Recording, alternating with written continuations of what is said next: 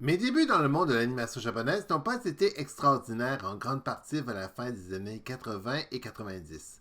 Mon tout premier souvenir était pour l'anime Calimero, la seconde série en japonais et non le reste en version italienne.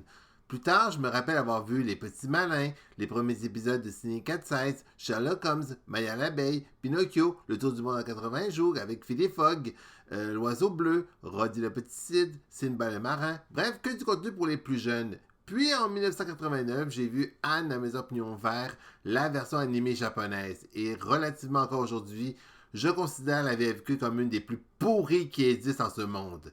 Évidemment, plus tard, je vis Sous le signe des mousquetaires étant l'anime que je garde encore de beaux souvenirs, surtout que l'anime fut créé en partie par Monkey Punch, le créateur de Lupin 3 ou de Edgar le détective cambrioleur.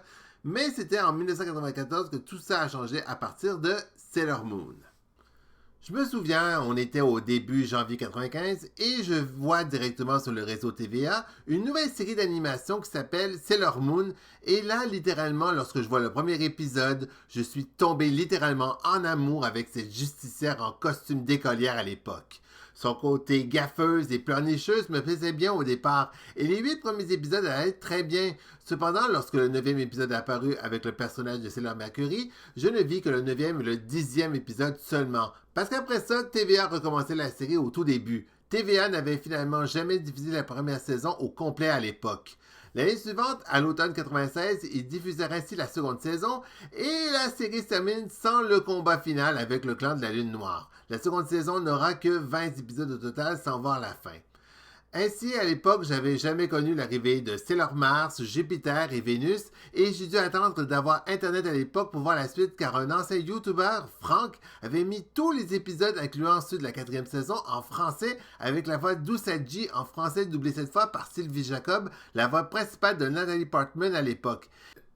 Puis évidemment, c'est l'arrivée de Télétoon et la découverte de Pokémon qui a transformé mon univers dans l'animation japonaise, que je vis plus tard Digimon, Sakura Suzuki, Medabots, Beyblade, Spider Riders et Bakugan. Et j'ai même pu apercevoir Blue Seed sous les ondes de Super Écran, entre autres. Par contre, il faut comprendre un truc important. Télétoon, à part Sakura, ne s'intéressait qu'uniquement à l'animation japonaise pour ne vendre que du jouet pour garçons, et non pour les filles en général. Ce qui fait qu'on a zappé une large diffusion de dessins animés japonais pour filles dans les années qui ont suivi, comme Magical Doremi, Nadja Applefield, Kilari, Tokyo Mew Mew, et j'en passe et des meilleurs.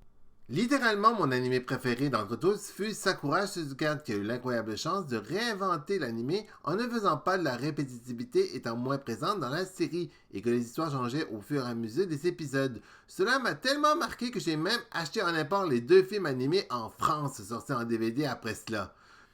Depuis quelques années, je me suis même poussé à écrire mes propres nouvelles adaptant des Magical Girls, que ce soit La Fée des Étoiles, Grazey ou encore Lily, Princesse des Chats. Donc en tout cas, aujourd'hui, je ne sais pas si je peux directement conseiller des films animés ou des mangas sur le sujet, car relativement, j'en lis beaucoup moins aujourd'hui. Mais vous vouliez que j'en fasse une vidéo à ce sujet?